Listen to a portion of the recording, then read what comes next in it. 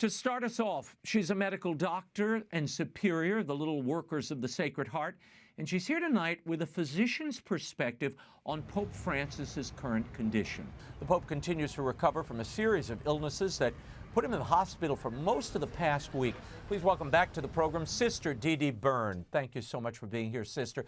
The Pope's latest health issues began last week on February 14th when he was admitted to the Gemelli Clinic in Rome for bronchitis. And as we all know now, Pope Francis lost part of one lung as a young man. And he's been prone to these bronchitis symptoms in the winter months. Sister, in your medical opinion, what makes bronchitis and the diagnosis of double pneumonia so dangerous for an elderly man with this kind of medical history? His lungs are in an acute inflammatory process. I say acute because he has pneumonia. The bronchitis may be a chronic problem, but now he has infection in both the right and the left lung. And that right lung, we know, is just a partial lung. So I'm sure it's playing havoc on his breathing. And I also know they started him on steroids, which is a step above from just routine antibiotics, which they've got him on, because they describe polymicrobial. That means poly means many, microbial, many organisms that's attacking his lungs. So he's on steroids to try to decrease that inflammation. They mentioned he has inflammatory markers that have gotten better.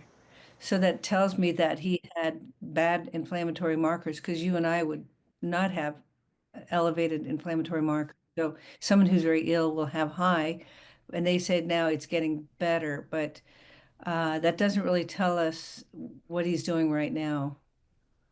What do you make of these medical updates? I mean, you're a professional. I read this, and it's like reading Greek or Farsi here. I mean, I'll read the latest. This is from this evening. Pope Francis's condition is improving slightly. He has no fever, and his hemodynamic parameters remain stable. What does that mean to you as a professional? That means that his blood pressure and his pulse seem okay, but they don't mention is he on any medicine to keep his blood pressure and pulse okay.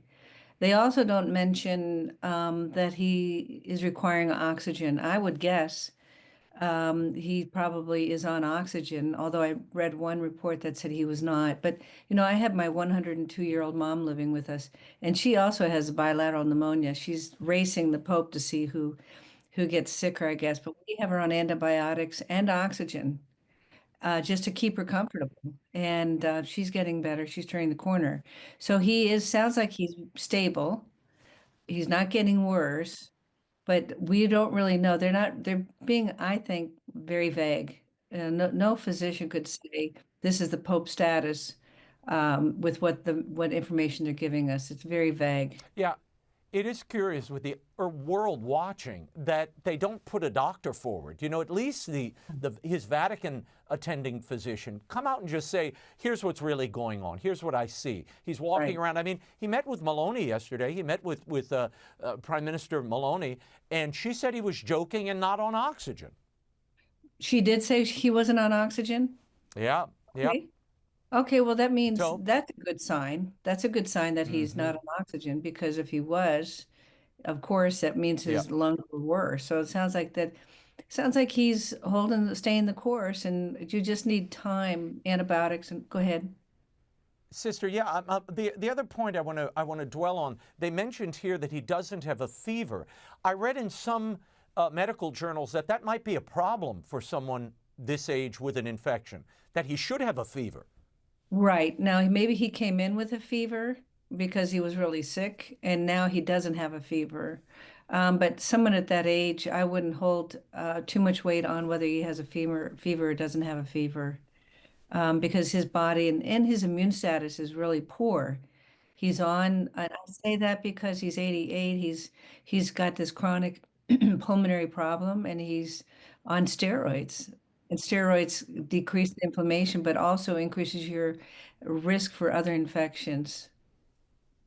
Sister, the Pope seems very bloated in recent days. I was sort of shocked at the pictures of him going into the Gemelli. What is that attributable to? What do you think we're seeing? Probably steroids. The steroids can do that.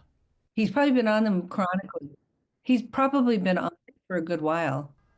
I mean, reports say he didn't even want to go to the hospital. They had to sort of drag him and tell him, look, you could die if you don't go to the hospital. So he finally went. Either that, he went to a bad Chinese restaurant.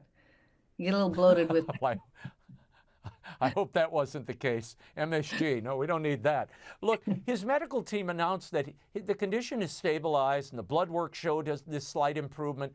But the thing that I have to say, it annoys me a little bit. They're reporting the blow-by-blow of everything he did. He sat up. He sat in an armchair and read the paper and had breakfast. How important is any of that? Or is that sort of a shell game where they tell us that to avoid telling us the things we really need to know? Personally, Raymond, I think it's a shell game.